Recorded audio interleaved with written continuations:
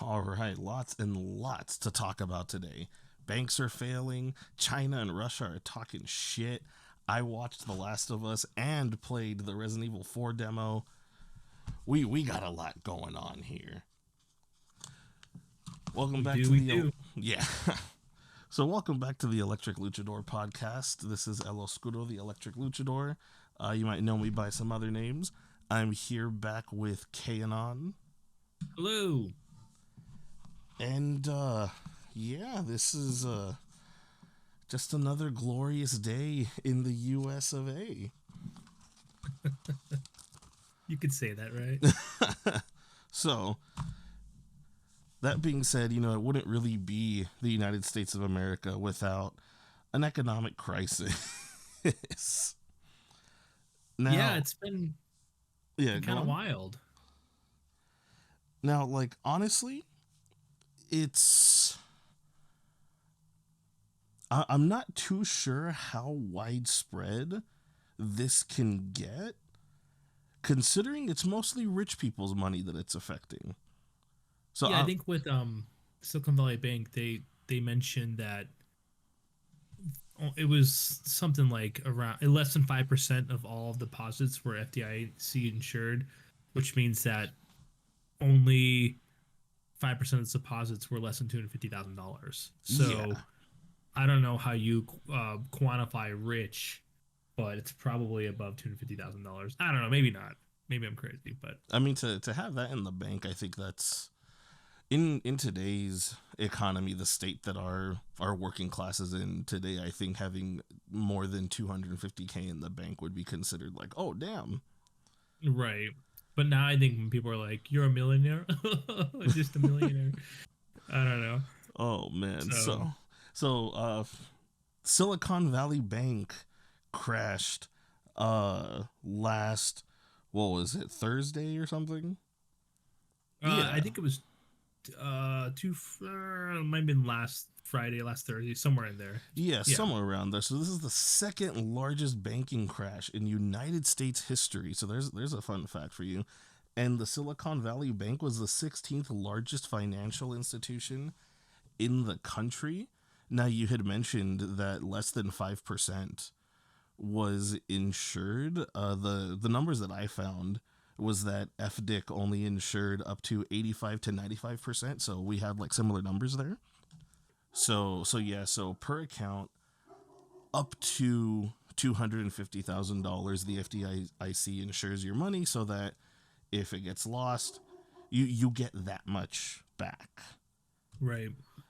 Now, just for a brief timeline on what happened, here we go. So on Wednesday, Silicon Valley Bank announces it to its investors that it needs to raise $2.25 billion to, quote, shore up their balance sheet. Hmm. So that just kind of comes out of nowhere that they're like, oh, hey, guys, we're going to need this much money to kind of balance everything out. Was So, that this was you say last Wednesday? yeah. Okay, so this is after the crash. Oh, no, no. So this is before the crash. Before the crash. Gotcha. Go Yeah. ahead. So they go ahead and they say this. According to them, the reason their funds were low is because the Silicon Valley Bank mostly caters to businesses. Hmm. So according to them, their funds were low because their customers, who again are businesses, are withdrawing more and more money to keep up with inflation, more than they expected, more than they expected to be able to reasonably have on hand to be like, okay, here's your money. Right. So because of that, once the investors heard, oh yeah, 2.25 billion, we need that to kind of balance everything out, instead of saying, okay, let's figure out like how we got here and fix this problem, they went around and started telling all of their friends, yo, this bank is about to go tits up, get all your money out. So instead of giving them the 2.25 billion, which I mean, I don't know where they would have gotten it from, but anyways, Sure. instead of somehow getting them that money, panicked customers on Thursday instead withdrew $42 billion by the end of Thursday. Yeah, by the end of the day, Wow. $42 billion had been withdrawn, and the bank had a cash balance of negative 958 million. Wow. So Friday, they get shuttered and seized by the FDIC. Yeah, it's just wild. Here's what surprised me a little bit though is that I know that another bank is failed. I'm spacing the name of it off the top Signature of my Bank. head, but okay. Um, but it seems somewhat isolated, at least at this moment. Or if it isn't isolated, they're hiding it really well. Um, Well, the thing you about know, Signature Bank is that it dealt mostly in crypto. right? So again, that's something that most Well, people don't have. Like your average working class American wouldn't have a considerable stake in.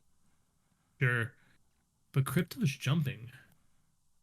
No, yeah, but either way, that's a game that I mean, no one I know can really afford to play the crypto game. You know, Right. you can buy like a billionth of a Bitcoin, but you know, I have a jar full of pennies in my room. What's that going to get me? Okay, let's just talk about this hypothetically speaking, and then let's just look at the philosophy of it. I guess it's not really hypothetical at all because it happened, but if we are hypothetically bankers, um, and you know that these things can happen, and I mean, no one's. I don't want to say no one's accountable. I'm going to look back towards the 2008 financial crisis, but and the big bank bailouts. You're kind of telling banks that I know that the term gets thrown around too big to fail, but it's almost like, oh, if you fail, we're gonna have big problems. So the federal government will bail you out if you Mm. play fast and loose with everybody's money. And here's the thing too that I don't exactly understand, and this is just my ignorance of just how the banking system works. It's my understanding that they technically use the money that they get from customers to essentially gamble on the stock market, right? Well, a lot of things. So, um, Stuff like bonds and like other things that are supposed to right, a lot of increase that money that value. comes in. So banks are interesting because while you build a little bit of interest, they can take the money that you give them, and they're not actually storing that money.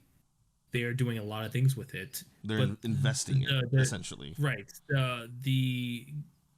the agreement is that it's a safe place to hold your money. However, if you ever need your money, you can go and get it. But most people, 99.99% of people, aren't pulling all of their money out of a bank. Right. So the bank is literally they're getting paid to exist. The more money that is put in, your money is not actually just sitting in a vault; they're spending it. Right. And hoping that not everybody wants to pull their money out once. Because if everybody pulls their money out at once, suddenly they lost their ass, and the bank closes. Which is And what happened. so, well, right. Yeah. Um, but if there were rumors around that the bank is going to be in some trouble, and everybody's like, "I'm getting my stuff out," Yeah. then there's that. Now, as far as I know, Mm-hmm. um, insured deposits were available the Monday after. Yeah, but again, that was for less than 5% of deposits to the bank. Yeah. So it's interesting But if here's that's the the thing. case. Here's the thing though, because you wonder, okay, so where do they get that money from? The Federal Reserve themselves lent that money to the bank so that the people can have their 250K each. Uh, Yeah, but the they're Federal Reserve. saying, but they're saying that the bank itself is not going to be rescued. As far as I know, it's currently being auctioned off because they were looking for a buyer. No one wanted to buy it. And the Federal Reserve is also saying that it was no taxpayer money went to uh, went to the Silicon Valley Bank in order to satisfy the insured deposits. Well, the Federal Reserve's interesting because technically they're a private entity. Mm-hmm. But we have had a Bank of America, not the Bank of America, but like Mm-hmm. a national bank. I want to say twice before, both times that they were shuttered. Um, and the Federal Reserve's kind of holding that roll down, even though they're not technically a governmental organization. There's some really, uh, in my opinion, um, nefarious dealings with all of it. Mm. And if you want to ask me, I don't want to get too big here, but the vectors of power that we should be scared of internationally Yeah. are probably the banks. Yeah. And so, in the end, but what do I know? Now, as far as Silicon Valley's UK branch, that was also, it was taken over by the Bank of England and was also basically dissolved to pay off creditors and all that. Mm, So, as far as it's going now, there's not going to be any more Silicon Valley Bank. That's just it's done. right. It's done. It's being chopped up, sold off, and I guess everyone just lost their money, like except for the FTIC Well, a insured, lot of companies have gone under, and usually the companies that are going under are tech startups, whatnot. and a lot of wineries too. Really Mm-hmm. Yeah, it's hitting the interesting. wineries really hard. All those Northern California, those tech bros with their wineries. Yeah, I know it's gonna sound callous, but ask me if I feel bad. Nope, I don't. I don't. yeah, Sorry. because I mean it's one of those things where like it's. Have you ever seen the subreddit "Leopards Ate My Face"? No, but it sounds amazing. It's it's the description is something like, oh, this is a showcase for people who voted for the Leopards Ate My Face party and then were surprised when leopards ate their face. Wow, that's amazing. And so it's like, tech Natural startups and consequences. wineries and just Silicon Valley in general. Yeah. It's like, okay, you guys wanted to play the game. It's how the game goes sometimes. Well, and that's the thing too. I, I guess in terms of economics, I hold more of a libertarian perspective, and I don't know. Sometimes if something's not working, you have to let it fail. Yeah. And I think that your economy comes stronger for it. Like, why, if something's not working, why keep propping it up? No, definitely. So I don't necessarily think it's a good thing. Um, but it's interesting. And I am I'm shocked that we haven't seen more repercussions. And if there are things happening that we just don't know about, it'd be interesting. But I'm certainly surprised. Yeah, no, yeah, it seems like they're just kind of just dissolve they're going to just dissolve the bank and then wash their hands of it. That's kind Yeah. of what it seems like. It's because you're not hearing anything about it anymore. You No. heard the big news and then silence. Well, I think every day that goes by and something else doesn't happen, there's more confidence in the economy. And True. so even this is what I get scared. I mean, I know the Federal Reserve's job technically is to make sure that there's not a bank panic or a run on banks, but would at the same time would they be I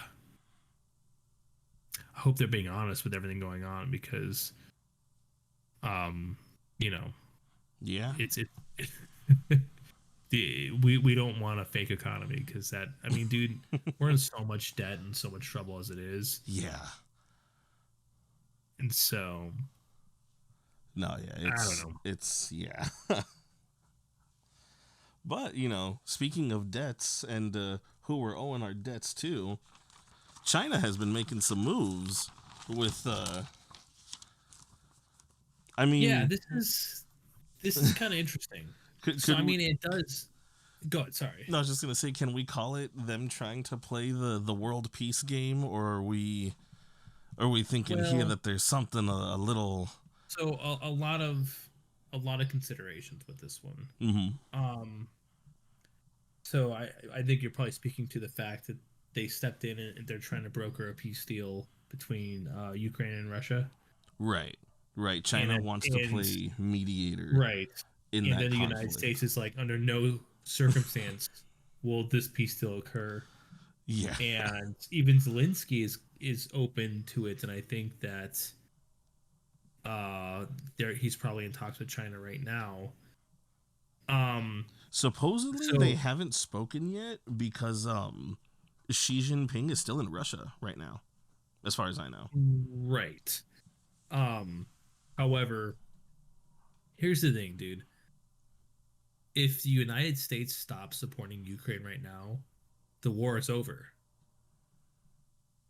I mean, I don't know what the end game for Ukraine is, and I don't necessarily think it's okay for, Russia to walk into a country, but I'm also not naive enough to say that the West, NATO, not just the United States, but the entire, Western establishment, um, that they were just some sort of, oh, whoa, we don't know what's going on right here. Well, things are just Yeah. happening over in the East. We don't, what surprise are they doing? We're not stupid and they're not stupid, but the American public apparently is stupid. Well, I So, mean, wasn't it a similar situation when they invaded? What was it, Georgia? I think that happened when I was in high yeah, school.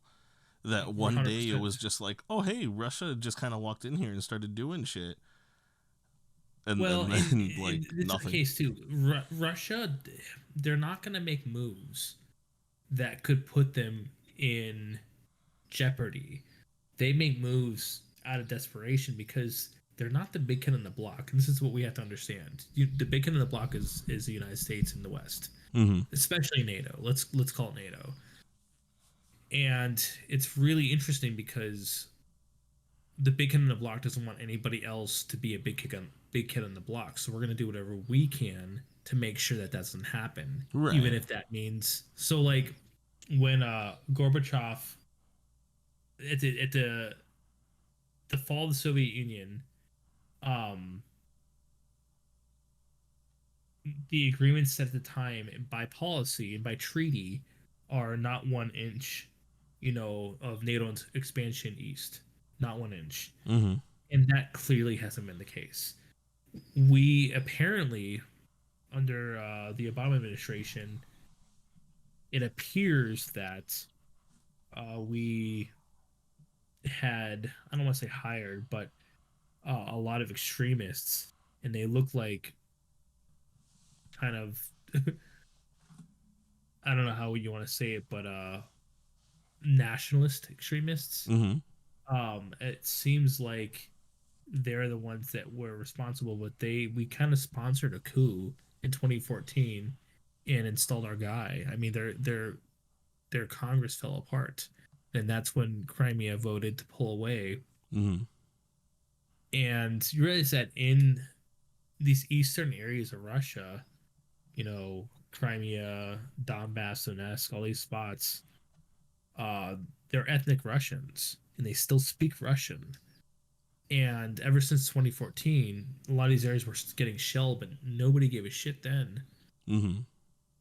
And so suddenly, when Russia goes in,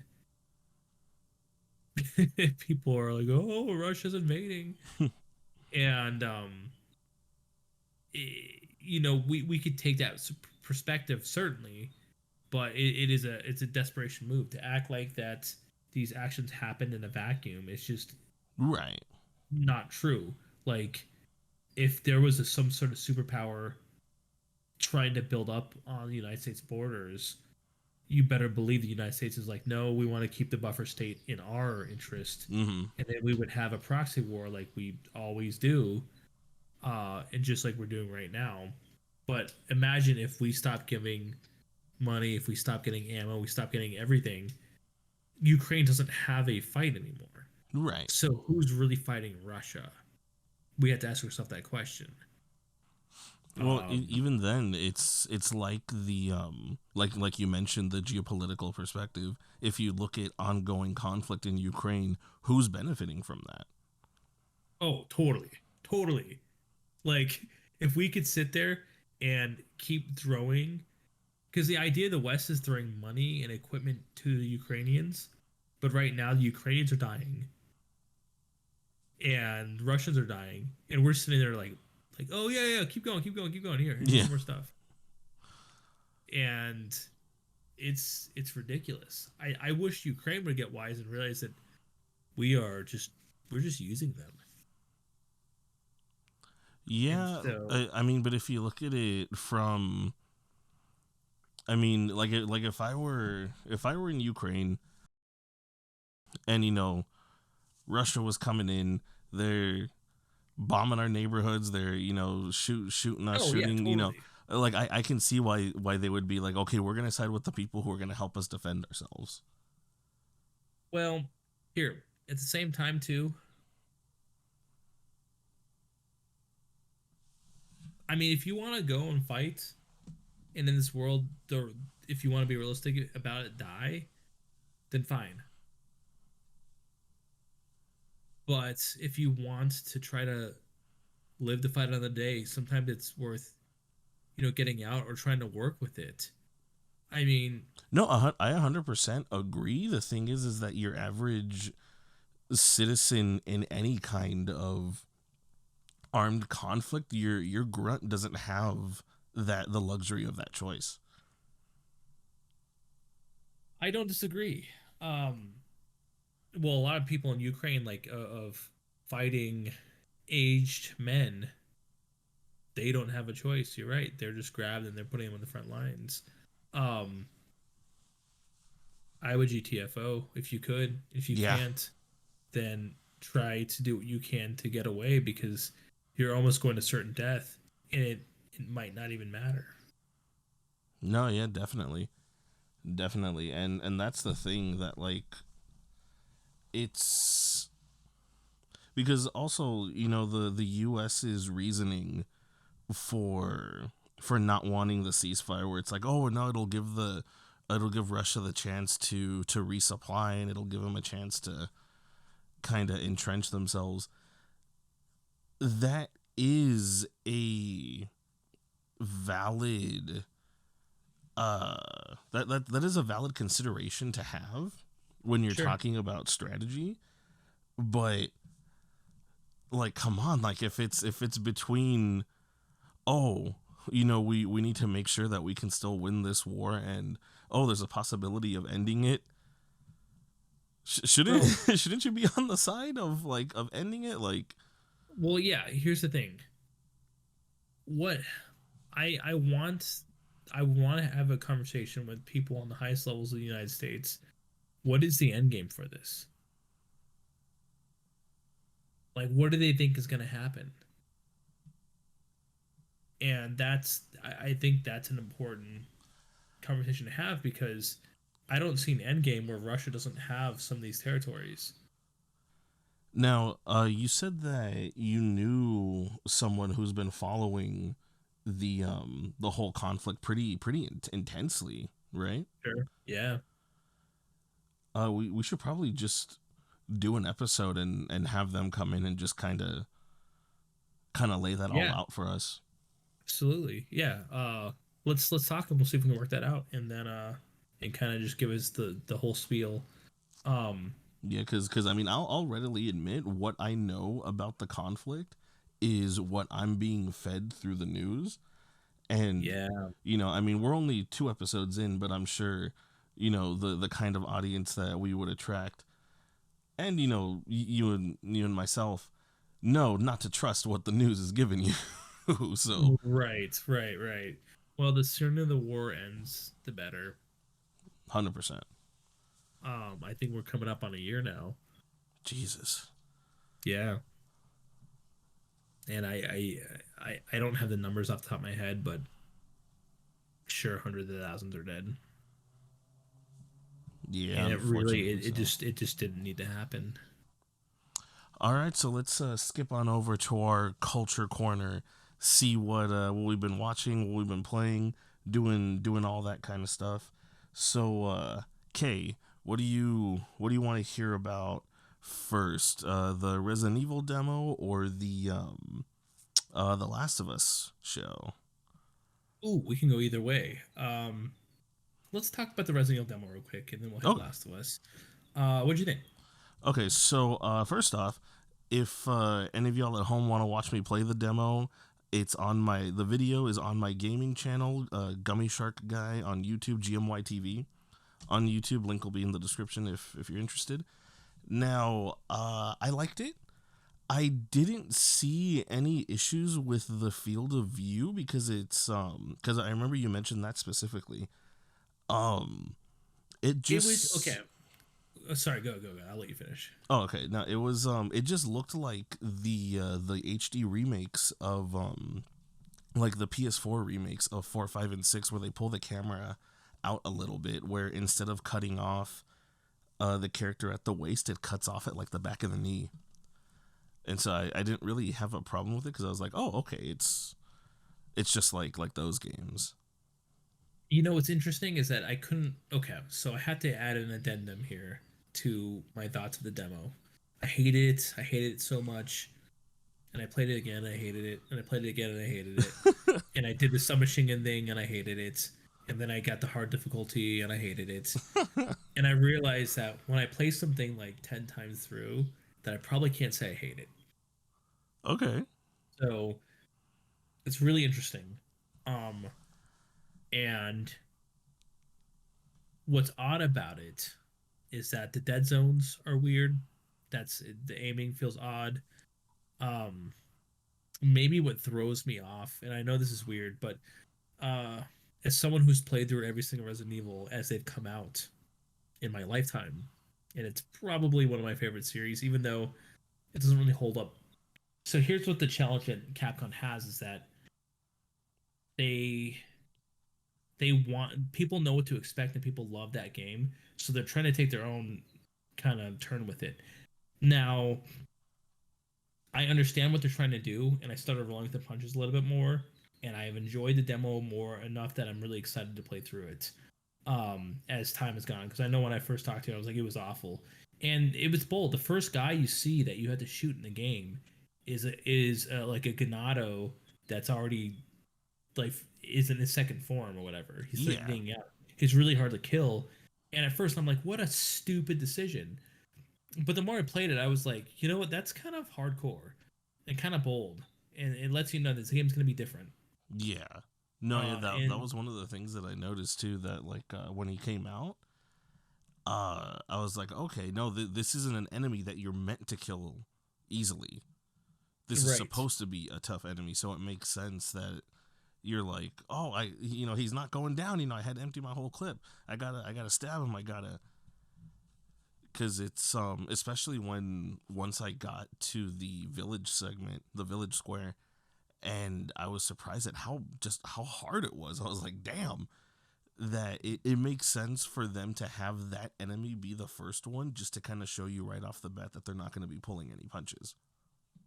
yeah. In the first game, I say the first game, the original RE4. I'm gonna call it Resident Evil 4. I'm sorry, I'm just messing all my terms up now. Resident Evil 4 original. I don't know. How I want to say it, but it was a hard game, especially played the original GameCube version. Yeah. The PS2 version, the Wii version, everything else afterwards, they put the damage up on certain guns. They made certain enemies easier. They added save points. But that first game was just it was hard. Now it wasn't like Code Veronica or Zero hard, no way. But it was still difficult. It was just fair and different. Um, I'm not gonna lie. I still don't like the weird aspect ratio, but as I played through it more and more, I gel with it. Mm. Um, it felt weird, but again, the more I play, I gotta say, the first time I played Resident Evil 4, I mentioned it, it felt weird to me too. Yeah. So trying to get on top of using the parry system, um, and I'm really curious to see how the game's going to play through. Because when that game first came out, GameCube, dude, I did everything you could do, and I got 5 stars with every character in every stage. Yeah. Mercenaries, um, Assignment Ada, I beat on every difficulty. I unlocked every gun. Uh, it was just a cool game. So I don't know. I'm No, yeah. excited. It's I'll bring my feedback as we meet and we're playing through. like what really got me about the demo was that how unforgiving the aiming is. You really have to be centered on what you're gonna shoot for those bullets to hit. What did you play it on? What console or PC? PS5. PS5. Okay. Yeah, I imagine The it'd be a Dead lot Zone. easier keyboard and mouse. Yeah, people are happier keyboard and mouse. The Dead Zone apparently in the Xbox is worse than it is on the PS5. I'm not sure if the Dead Zone changes depending on the guns you get, but the Dead Zone's really big, and Mm, that's why it feels odd when you're aiming because you could be moving slightly and Leon's gun doesn't move until you move a lot, and then he's moving a ton, and so it feels kind of imprecise. And I played it enough now that I feel like Leon and I have an agreement. yeah, like you get used to Um, it. right, but it's just it was weird and a little bit curious because I felt like RE2 and RE3 both have really good aiming, really good dead zones, but the dead zones don't necessarily change depending on the guns. I've noticed. Mm, This one, I just felt like I had a hard time aiming at people, and eventually I got it, uh, and I learned how to do it. And it's funny that I had to change my strategy in this game more so than I did in Resident Evil 4 the first time around because Resident Evil 4 you had the unlimited knife. yeah. And so, dude, I would just kneecap everybody, suplex everybody, and just knife them all on the ground. Hmm. And I had my technique down and everything, dude. I had it like it worked out well, and I still could remember how I did it enough that I can kind of modulate that and do it a Mm, little bit differently. But now I gotta. It's funny in my head. I said, okay, I gotta go for headshots, and I've got to try to get these guys together for grenades and whatnot, and if they're gonna thing out, then hopefully I have a flashbang and I can just knock them all out. yeah. Um, and it's interesting. So I'm gonna have to do it differently because I don't have an unlimited knife. So we'll see. I know that you can buy knife refills at the merchant. I read, and so Okay. that might change it depending on how much those are. But I'm ready just to sink my teeth into it. So I don't hate it, even though I think I do. I don't know. Nah, it's that's that's the thing. It's frustrating because I was talking to some of my other friends about it, and one of them who also huge fan of the original GameCube version, he was like, I play this game when I want to relax, and I don't like that I'm stressing out while I'm playing the new one. But Wait, it's like, did he play it on the GameCube? I bet he played the PS2 or no, the he played on Wii. the He probably GameCube. played in the Wii. No, he He played had on the GameCube. okay. He was sitting on the couch with his Cheetos and the remote control, the Wiimote, and he was just moving the Wiimote over to all the headshots. No problem. Like when he had to run away for the quick time event, you just wiggle the Wiimote. Dude, did you play it on the Wii? It was I awesome. did. It was freaking It was fun. so That's the great. first place I played it. I think But they added that big laser weapon too. Shoots oh you yeah, everywhere. the It's plagas removal ridiculous. laser, that was the shit. Yeah, it was awesome. But yeah, but no, like he had played the game, since it first came out on GameCube, and then he got it again on PS2, and it's been his comfort game for years. And he's like, it was so frustrating playing this one. Resident Evil 4 isn't supposed to be frustrating. But I'm like, nah, like I like that it's hard because there's actual tension now. Like when the chainsaw guy came out, that Do you, was, have you killed him or no? yeah, yeah, I killed him. Yeah. I killed him because I thought he might have the key for that locked chest. Yeah, I that's you just can't get it. Do you Yeah, know how to get the submachine gun? Do you do it? yeah, I haven't done it Okay. yet though. Okay. I can't believe people figured that out. That's Yeah, crazy like to me. how the fuck do you figure that kind of thing out? Who's I like, don't oh, know. I'm just gonna discard everything before walking in there. I was reading online somewhere and I was like, "Did you get the TMP?" I was like, "No, what?" And I was like, "The What? TMP," and they're like, "Yeah, walk up to the village and then just delete your entire inventory and then it's gonna be unlocked." And I know there's a nerd somewhere out there, dude, just a nerd, and just be like, "What if you do this? All right, let's try it." And they're like, "Oh, well, look at this." Um, I don't know, dude, but I think I had to also issue a correction. I think I said Assignment Ada was available on the GameCube. I think it might be separate ways. I'm confusing the two. One of the two was only added in on The PS2, yeah. and then every version after that. I want to say separate ways is on the GameCube, and Assignment Ada was on everything No, else. which one is the story one? Well, I think technically they're both well No, because one of separate them's ways. a mini Separate ways is game. the story one. Separate ways is when you follow Ada and you see that she's working for another company. Okay, that was on the PS2 then. That one was added in to the PS2. Oh, I gotta look this up now. Yeah, I think the mini game one, Assignment Ada, where you have to collect like the samples or whatever before the time runs out, is the one that was on the GameCube. You're probably right. Let's see here. But overall, I thought it was fun. Like I said, I liked the difficulty. I mean, it's a horror game. It's supposed to be stressful. It's supposed to be like, oh shit, and I am actively dreading fighting the garradors in the castle section. That is going to suck. Yeah, it's gonna be interesting. By the way, you are correct. The PS2 version had separate ways, a new Okay, scenario for Ada that was written. It's gonna be plot. Good call. okay.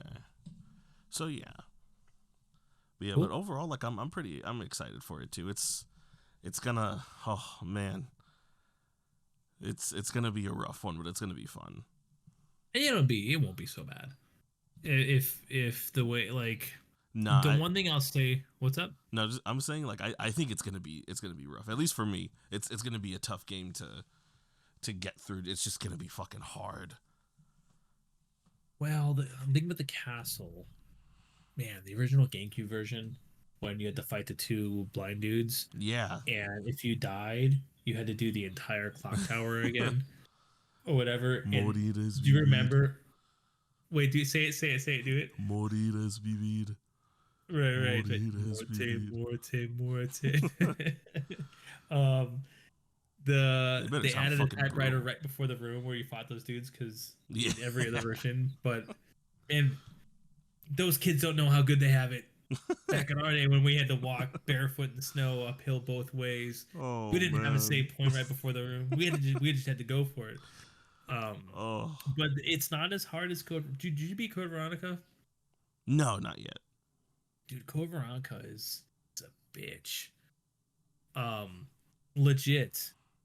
I never had a problem with it simply because I play like I'm in the movie Aliens. Like I had Mhm. to like save all my ammo and try to get through every little situation with using as little ammo as possible. Yeah. If you run out of ammo for the first boss in Code Veronica, you have to restart the game. No shit. Yeah, Damn. and that's a big mistake. And they haven't had like a Was that fixed in well, like Code Veronica X? Because I think I have no, both it never versions. was. It never was Nice. fixed. Um, So it's a feature, not a bug. right. It's hardcore, but back in the day, I think they were like, yeah, single player games were like all their age. Just That's what. start Okay, over I'm for. gonna say with Resident Evil 4 too. The original Resident Evil 4 had so much content, dude, Yeah. and like that was like this, and the game had to be perfect. They didn't have any DLCs. They didn't have any patches. The game was just perfect, and like you hardly see that. That's when I think of the values to get for $60 for a video game. Resident Evil 4 always comes to my mind. No, But even then with Resident Evil 5, the DLCs were worth it 100%. oh yeah, Hidden Nightmares, right, is one of them, and Yeah. that was cool Lost because Lost you in have Christian Nightmares. Bale going fighting Wesker. That was great. That and Um, then the two new mercenaries characters with every update. right. And like I mean even the multiplayer modes were fun. Well, you had Completely a what was unnecessary, but they were fun. right. I like every game up to 5. I embrace 5 stupid. I'm not a fan of. I know they made Chris like a linebacker. That's fine. They Yeah, made it's Jill's hair awesome. blonde. It's weird. Well, that's Like that's the that. secret of turning evil. You dye your hair, and that's what makes you evil in the Resident Evil universe.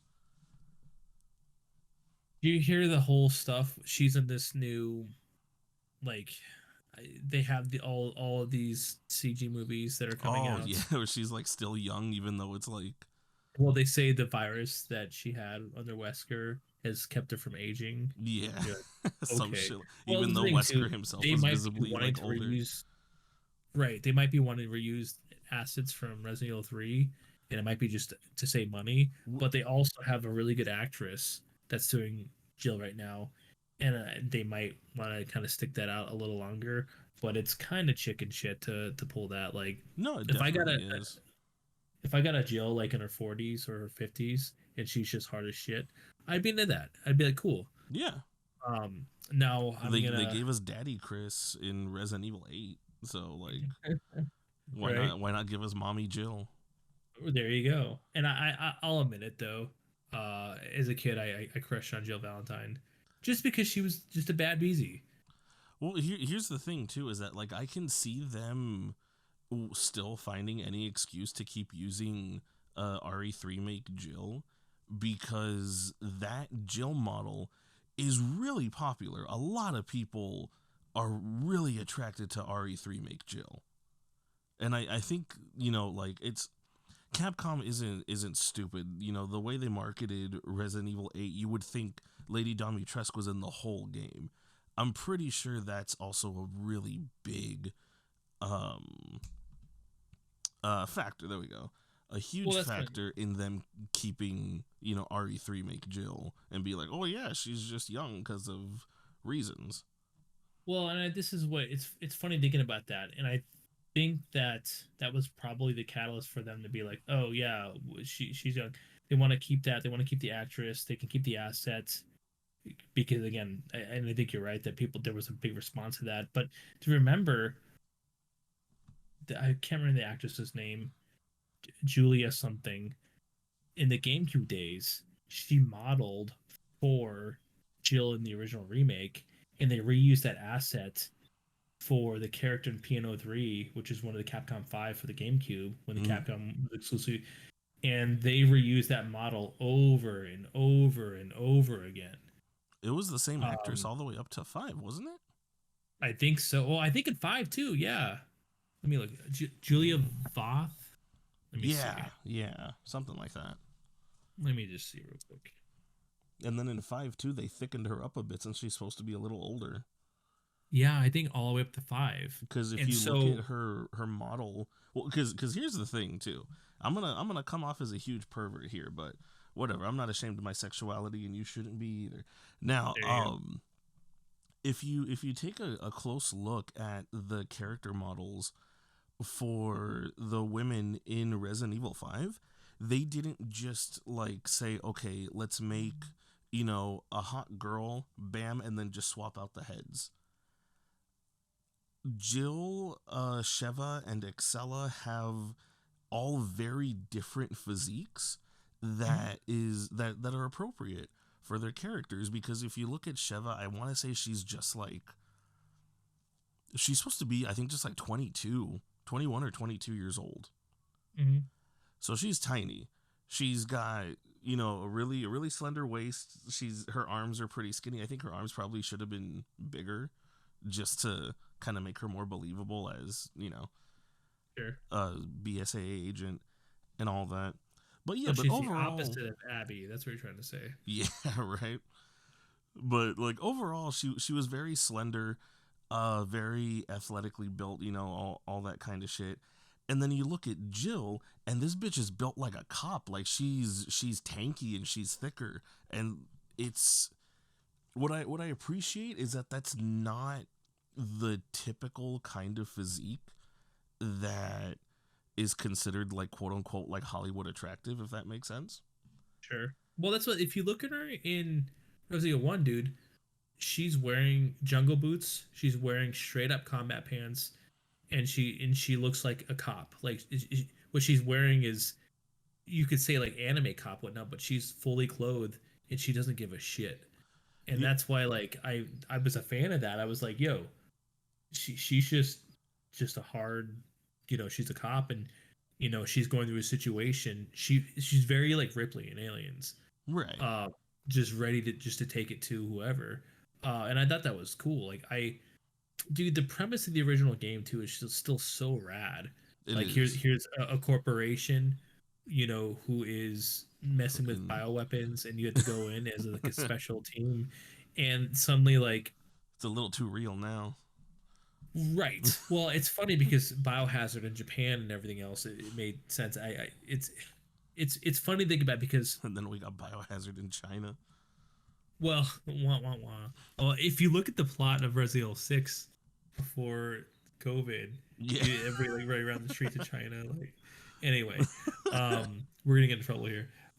with the C So virus. right, right, right. Whoops. Um, that's so. It was a C virus, wasn't it? Yeah. Oh, jeez. But come on, but Jeez. in defense of Resident Evil 6, the Juavo were fucking cool. Oh, dude, the game's great. Like having like the dynamic mutations when you're like depending on where you shoot them, that was awesome. But you're never gonna see a remake that because of that. Nah, The game, I think I they don't will. think, I don't think they intended it to be as racist as it actually is. Because it's that whole village sequence. Fuck, dude. Yeah, That I think we'll get remakes of 5 and 6 because I still stand on the hill that there is no racial insensitivity in 5 and 6. But that's just well, here me. we'll get back to that. There is something I want to say real quick, Okay. and this is to the point of the original Resident Evil, which I think people don't realize when it. I mean, you can say Alone in the Dark did it first, but on a mass level, um, in reaching a mass audience, I should say, Hmm. there is nothing quite like having a bunch of zombies in the house and not having enough ammo to take them all out. And you have to start thinking differently about how you play the game. Right. And there was nothing like that. I can't stress that enough that there are moments where video games change forever, and that's one of them. No, definitely. Definitely. So we'll have to do a video game actual like culture where we talk about it, of video games that changed everything. But anyway, and it's funny because Resident Evil did that a few times. Resident Evil 4 did that as well. Yeah. No, yeah, it really did. It redefined shooters for the next decade. Without Resident Evil 4, we wouldn't have Gears of War. Well, exactly. They go straight. And even Cliffy B said like, "Oh, it's Resident Evil 4." He Yeah. said he's like, "We're And an just Resident interesting Evil 4." note, without Gears of War, we wouldn't have the Mortal Kombat 2011 reboot. You lost me there. No, yeah, it's cuz Midway had gone under. Mortal Kombat wasn't really in a good place cuz their last game was MK versus DC. Sure. And it's because Ed Boon was really in like a creative rut that he's like I have like a vision in my head of how I want Mortal Kombat to look, but I can't explain it. I can't define it. It's like about the just something about like the aesthetics of it that he was like we can't get it right, and I don't know what it is that we should shoot for. When Gears of War came out in 2009, I think it was, he was like that's it. Wow. He was like I did not know that that. is it. So they went to the drawing board that he's like, that's how I want Mortal Kombat to look, and they made MK9, That's cool. It's a cool and it's story. fucking amazing. I still love that game. But yeah, Yeah. Cool. all right. Well, So let's move on to The Last of Us, unless there's something else you want to say. no, no, no. You're good. I just Okay. speaking of moving on, Last of Us. All right. So The Last of Us, I finally watched the show. I personally wanted to wait just until the whole thing was out so I could just watch it in one sitting. Mostly because, well, for two reasons. One, I don't like waiting. And two, I'll tend to forget things. and like from like earlier in the season, and then when I get to the end and there's like a callback, I'll just be like, what was that? Oh, okay, that was that. Okay, sure. So overall, for me, it's just a better experience to Sure. watch it in as few sittings as possible. And so I watched it in uh three batches of 3 episodes. Okay. And so yeah, so uh quick Let me ask, background. go ahead, go. You can finish up. Okay, yeah, so just quick background on the game. Or on just The Last of Us. I wasn't a fan of the game. Uh I played it, didn't really like it. I mean, it was nothing really to do with the gameplay. I thought the gameplay was great. It's gonna piss a lot of people off, but I thought the story got in the way of the game. Um, Now, granted, I what I chalk it up to, and I mean no disrespect here, is that before The Last of Us, I can't think of any particular installment, whether it be movie, TV show, etc., of the zombie genre having as much mainstream attention and success as The Last of Us, except maybe for The Walking Dead, but everyone forgot about it after the first season ended. The Walking Dead existed for 1 season and then everyone stopped watching it. I think it just a few seasons longer than that probably, but it dragged a little bit, and I think people were just done. But I have to say, for all listeners out there, while I respect my esteemed colleague Luchador, I totally disagree with him on The Last of Us, and I need to state that I think it's probably one of the greatest narratives and greatest games ever made. Here's my point, is that as far as I know, no other piece of zombie fiction has had that much mainstream success as The Last of Us, and I think it's because of that unfamiliarity that The Last of Us did so well, The show, because the game, the okay, why the okay, game I'm did so following. well. Yeah, So like my main issue with it, that just comes from a lot of experience with the zombie genre, is that it's literally just every cliche of the genre put into a bare bones story that is somehow lauded as creative and original when it's anything but. It's my first zombie story, essentially, well, I and do that's you my mind if main I? issue with it. Well, I'd say I just want to jump in there just for a second, if that's okay. Yeah, go ahead. Okay. I don't know if that's the case because I think when they're trying to make a zombie game, I think the zombies were, God, truth be told, more of a static variable to the narrative, and I think they're going more Cormac McCarthy or Children of Men. In Cormac McCarthy, I mean not the road. I mean, you could say like the father child deal with the road, but I'd say more No Country for Old Men, especially like at the end. And I think even Neil Druckmann has cited that as an influence. Um, but I don't know if I agree it's people's first zombie game. I think they're less concerned about the zombies and more concerned with the virus and more concerned about like really humanity at a breaking point for the stakes of what is going on in the game. The narrative serves that, so I have to disagree. Well, but that's what I'm saying. That narrative is the same narrative that almost every zombie story takes. Granted, I didn't finish The Walking Dead, and I'm familiar with the George Romero stories.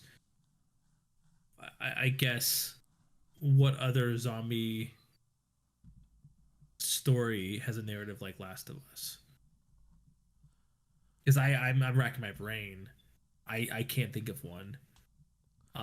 Especially with the duality of Joel's decisions. Which I do we get in spoilers on this? Yeah, no, yeah, we can get into spoilers. It's well, I mean, at the heart of the genre is, unless you're going with something action focused.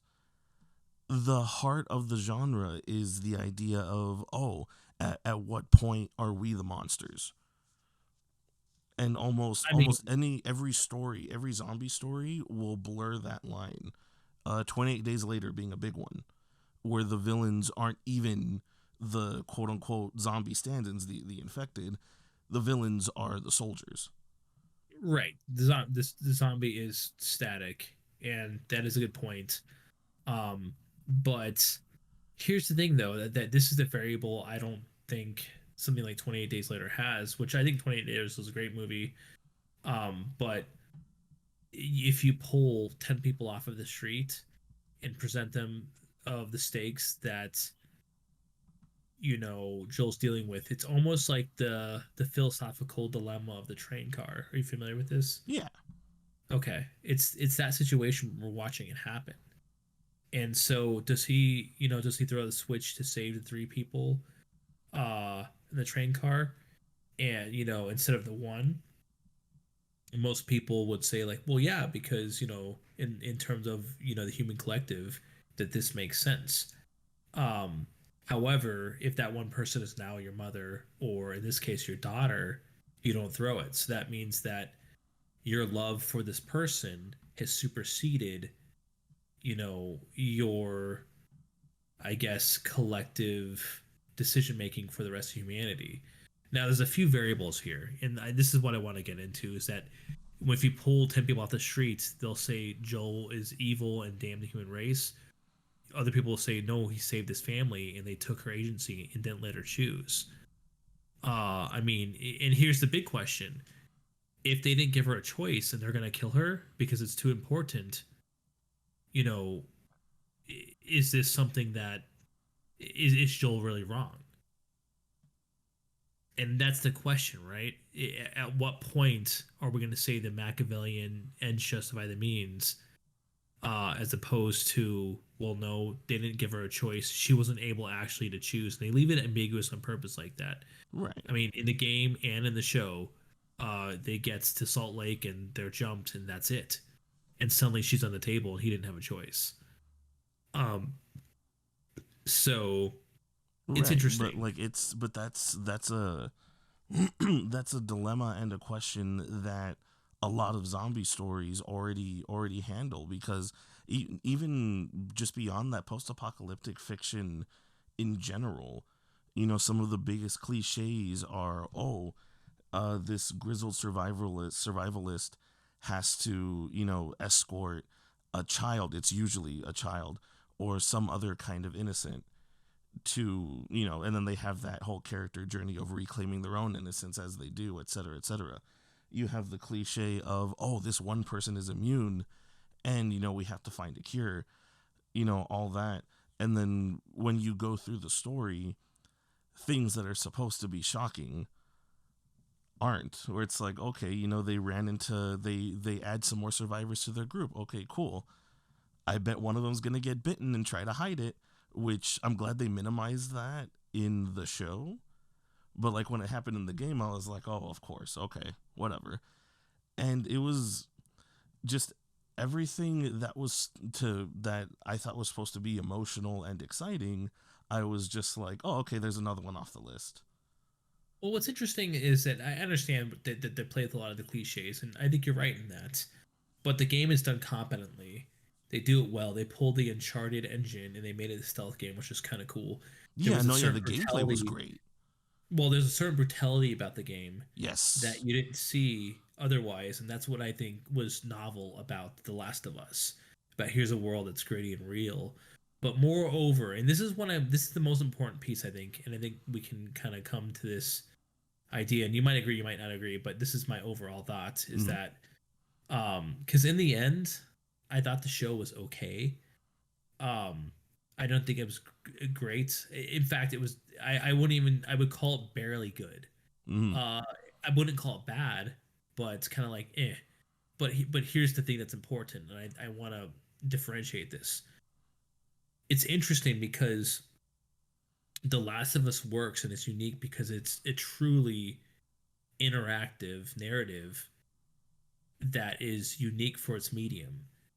And it's one of the first times where I think the Last of Us makes sense as an interactive medium. It makes sense as a video game. And there's things that happen in the video game that you cannot replicate in the show. And that's why the entire time I'm watching Joel and Ellie, I'm like, I don't care. I care about every other character that they've interacted with because they actually have interactions and they've actually built some sort of relationship.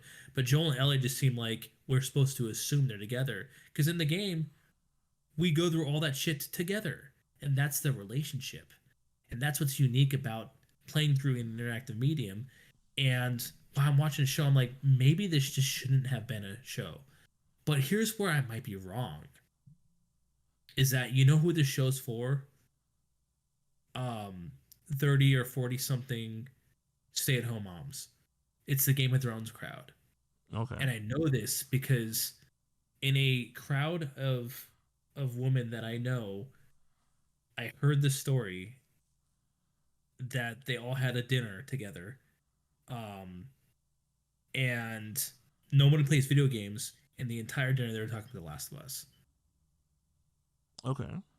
and that's the crowd I think. Because if the goal of the show was to reach the largest audience possible, they did it, dude. Yeah. If you look at the numbers, more people came between the first episode and the last episode. It had, I think, the most growth that any one season's had on HBO ever. That's interesting. Like, No, yeah, do you know I what I'm didn't know saying though? that. Like, it's not for us, dude. Probably not. And that's another thing too is that like I mean this is going to be me going on a cynical bent really quick, but like cliched stories do that. They draw people in. It's I maybe it's like a comfort thing or it just could be like I said a more mainstream lack of familiarity with the zombie genre. Like I didn't know it, but it doesn't surprise me that so many people would latch onto it because it's not like I said, like it's a cliched story. It doesn't demand a lot from the audience to really kind of to make that connection. And so here's the thing. So with the show, um so all of my problems with the game were mostly to do with the narrative part, not so much the game part. So since the show is literally just the narrative part without any of the game, my feelings don't really change going from one medium to another. But if you know when I sat down to watch the show, I was like, okay, I didn't like the story as presented by the game Mm-hmm. because they expected me to be in that situation, you know, controlling Joel and to feel something. It is a markedly different experience to watch it unfold than for and to watch the characters go through what they go through than for them to tell me this is what you're going through. So Right. I went into it like okay, like I'm here to give it its due as now just as a purely narrative experience. It's a different metric that I'm going to judge it on. Okay. That I was like, okay, because I didn't go into it wanting to dislike it. But you hated it. I didn't hate it. It was because I don't hate the game. I feel the same way. It's just kind of like okay, like it's the same shit. It's just the same cliches, you know, the same tired post apocalyptic slash zombie story cliches, you know, stacked on top of each other. All right, whatever. The things that really got me were and I Good or bad? swear Got you. bad. Bad. Got you. Okay. And Okay. I swear it's not for the reasons that anyone's gonna think, but I'm pretty sure people are gonna just click off right when I say this. The gay episodes. Yeah. Well, I we can. Do you want to? Should we just take it head on? We can go for it. Well, here's the thing. Yeah, like sure, like my main issue with those episodes is that they had nothing to do with they had nothing to do thematically with what the show is about. Nothing. 100%. Well, It's here's okay, and this is the biggest issue.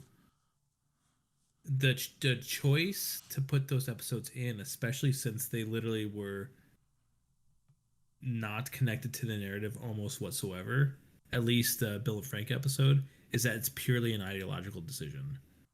Right. And that to me is very problematic when you're trying to tell a narrative story, right? It's disingenuous, Yes. and it's, you know, as little as I think of the story, it's still disrespectful to the story to take away from it just to, you Well, know, here, for example, the last episode, which is the most critical episode, in my opinion, in at least this chapter of the story, where Joel's going through the hospital with the Fireflies, right. was it was a montage.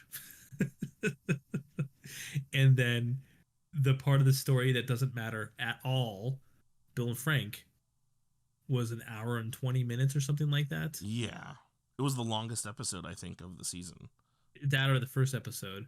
Um, but even then, going back to it, that tells you what what the creators feel like and their point. And even the director of the third episode said that their goal was to trick people into watching the gay romance. If it was a story about a gay romance, then you wouldn't have to trick people about it. Right. Like, and you're right, it's disingenuous. It's honestly, I'm not gonna say like the episode's fine on its own, but if you want to be brave, actually tell that story. Yeah. If that's the story you want to tell, Yeah. like you don't have to shoehorn it in here and be Like like, see, we told a gay story. With this world, it's so ideological, and this is what I've really like. And I'll get into the second story here a little bit. Last is part two, but everybody's just gay, and to me, like talking about, you know, breaking that suspension of disbelief when you're saying Ellie doesn't do things and whatnot. What gets me is that when everybody has to be some sort of, you know, ideologically charged person. Like here, dude, when I was playing Horizon Zero Dawn, mhm. and you're at somewhere in Yosemite, um, you know the game. I forget what they call it in the game. I don't know. I haven't played it yet. Well, you run into this like a tribe in the. There's a lot of big tribes, but this is what one part of the tribe out there, like the mountain side of this tribe, and you run to somebody, and they're like the lead person of this like mountain climbing party, and you're like, I'm gonna go save this person out there, and they're like, that's crazy, and the person's like, oh, well, when I wanted to wear women's clothes, they call me crazy too, and I'm like, you're all wearing fucking loincloths. What? You care about this here right now? What the fuck? Right, and it was just like it was inserted. And Oh I'm not saying there's god. not just good stories to tell there, but ideologically speaking, they have to put that in there, and that's when like ideology comes into these stories, and it breaks suspension of disbelief. They're just doing it for fucking brownie points, internet brownie points.